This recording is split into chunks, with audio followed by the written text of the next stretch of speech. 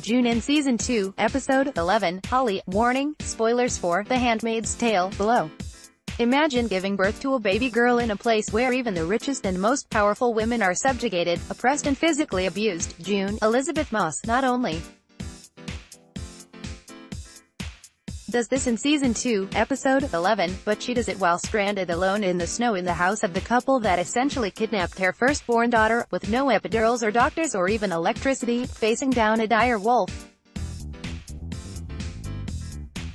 Holly, the name of the baby in the episode, heralds a turning point for The Handmaid's Tale.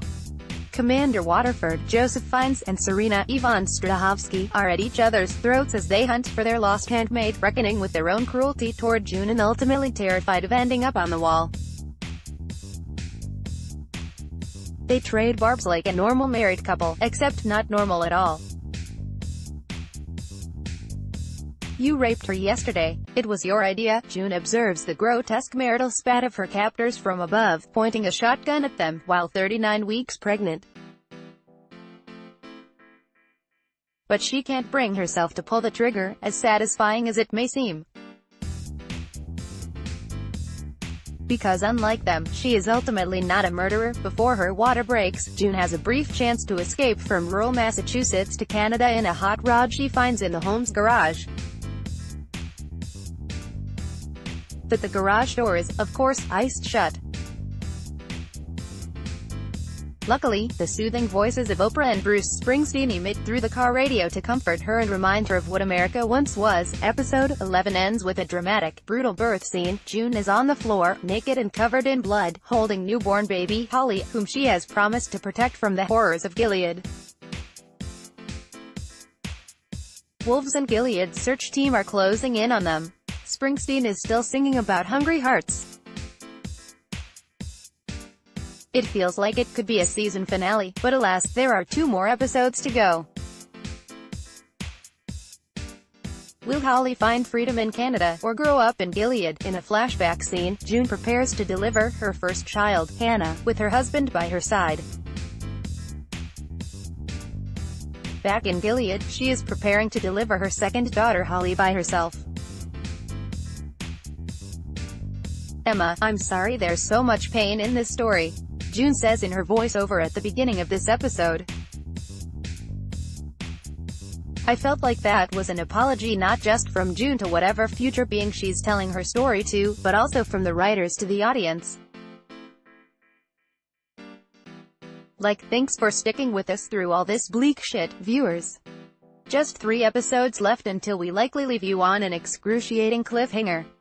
We pick up right where we last left off. June is wide-eyed and terrified, panting in the snow. All I kept thinking this episode, besides that childbirth seems like the most primal and insane and exhilarating and terrifying process of all time, is that June just can't catch a fucking break in Gilead. How many obstacles had to occur for her to end up stuck in that house despite the fact that she found keys to a car and a gun? Laura, as someone who has battled with many a stuck garage door, it was incredibly frustrating to watch her literally spin her wheels trying to break free, in the least chill getaway car imaginable. So, June has been left to the wolves. An actual wolf is staring her down. And while there is that impending sense of danger throughout the episode, I got the sense that she isn't afraid of the wolf so much as she is drawing strength from it, maybe even relating to it. Her animal instincts are kicking in, the maternal ones and the survival ones, to keep her and her baby alive. I want to jump to my favorite scene in this episode, the fight between Serena and the commander. It was cathartic for 2 reasons. 1. They seem to be on equal footing here, finally, as Serena takes her gloves off and lets him have it. 2. She finally uses the word rape to describe what he did to Offred. "You raped her," Serena says, dropping all the biblical bullshit and excuses they had been using before to justify that act of violence. "That was your idea," says the commander, reminding us of Serena's complicity. and June hovers over them like a sniper, holding a rifle, so close to murdering them in revenge. But she doesn't, perhaps because she still has a shred of humanity left in her that the two of them lost long ago. Part of me wanted June to kill them both with one bullet, but I think it was satisfying enough just to see Serena and the commander look each other in the eye and finally admit to being rapists. Emma, I'm with you. This scene gave me life. I was glad that June didn't shoot the commander and Serena. It would have been temporarily satisfying, for sure, as vengeance often is. But as you said, it would make June a killer, and rip a piece of her away. She is so much better in every way than the people who have raped and tortured and held her captive.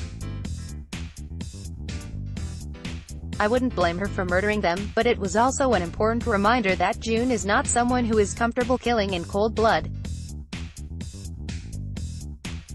Gilead has not yet taken that from her.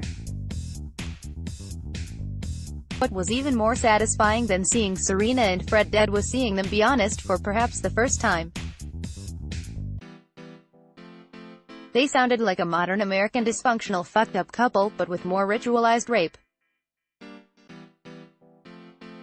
My favorite exchange of the episode was when Serena panics and yells, "They'll put us on the wall."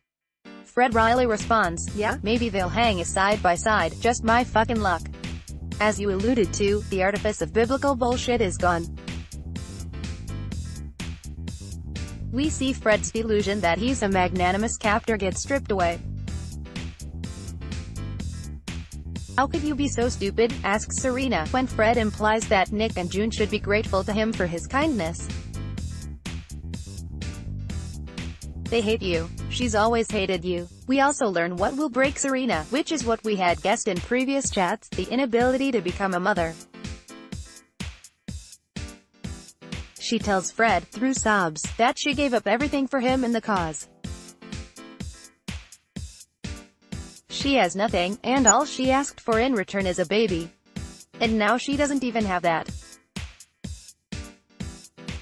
This is what happens when you align yourself with a system that was never designed for you. You end up utterly screwed.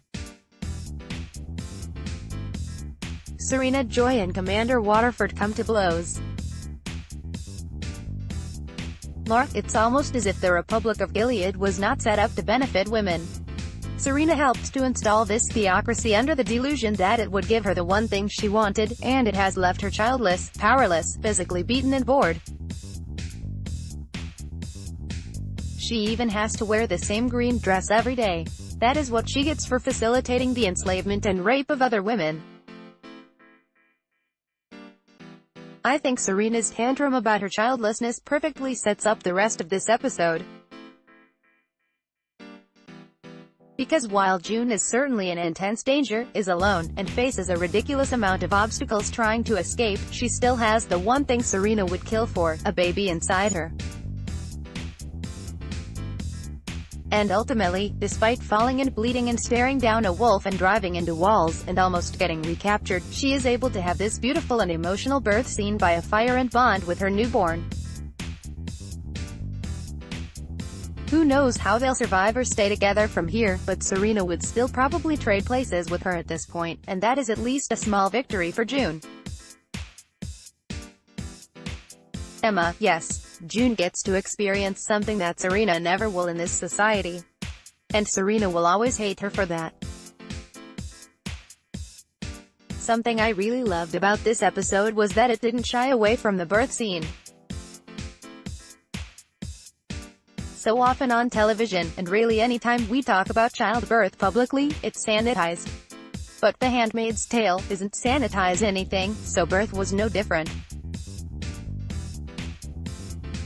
We see June's memories of childbirth, her labor with Hannah, breathing exercises at the Red Center, Janine's labor, June's mother talking about her own labor, seamlessly mixed in with her current solitary labor. She had to know she would go into labor as soon as she tried to make an escape. There's a season 3, people, no getting out of Gilead yet, but there was something kind of incredible about watching June set up her own sheets next to a raging fire, climb onto all fours and just scream as she pushed. Women's bodies may be built for labor, but it also involves intense pain and bodily trauma. June is really fucking strong, and she carried that wolf-like spirit into her labor. The calm after the labor was such a beautiful contrast, mother and child laying together, June whispering into her new baby's ear. And we finally learn why this episode is called Holly. Holly was her mother's name, and now it's also her baby's. Even Gilead can't steal away June's power to honor her mother and speak to her child. Laura, I have thoughts about the music choices in this episode, as I always do.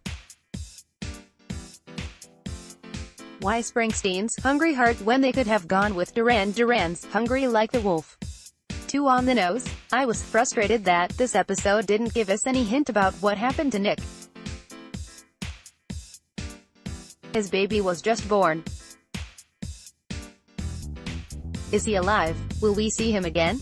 At the same time, I think getting rid of Nick for the birth scene made an important point about pregnancy, which is that it's ultimately something a woman has to do on her own. She didn't need any men around, no Nick, no Luke, no commander, no doctors, because her body is entirely responsible for carrying and birthing that baby. Not to knock dads, who are very important, but that's a very feminist message, especially set against the backdrop of a society that used June as an incubator and tried to strip her of all agency and identity. Also, sidebar, I didn't realize there was a season 3 until you just said that.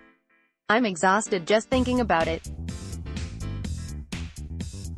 How many more ways can the writers think of to traumatize us? Emma, I suspect many. They do have quite a talented crop of writers on this show. I'm sure they can find some creative and horrific things that happened in history, or just pull from the Trump administration. The possibilities are truly endless. Laura, praise be. Episode 10, The Handmaid's Tale, confronts the cruelty of ripping children away from parents. Episode 9, The Handmaid's Tale, has its first real Me Too moment. Episode 8, The Handmaid's Tale, exposes how much we lose when we ignore the work of women. Episode 7, in The Handmaid's Tale, the greatest threat is a woman with a pen. Episode 6, in The Handmaid's Tale, the road to Gilead is paved with Ann Coulter doppelgangers. Episode 5, The Handmaid's Tale, explores what resilience looks like in hell. Episode 4, The Handmaid's Tale, brings us the world's most cut-up baby shower. Episode 3, Handmaid's Tale, takes on the everyday horror of disappointing your mother. Episodes 1. Download.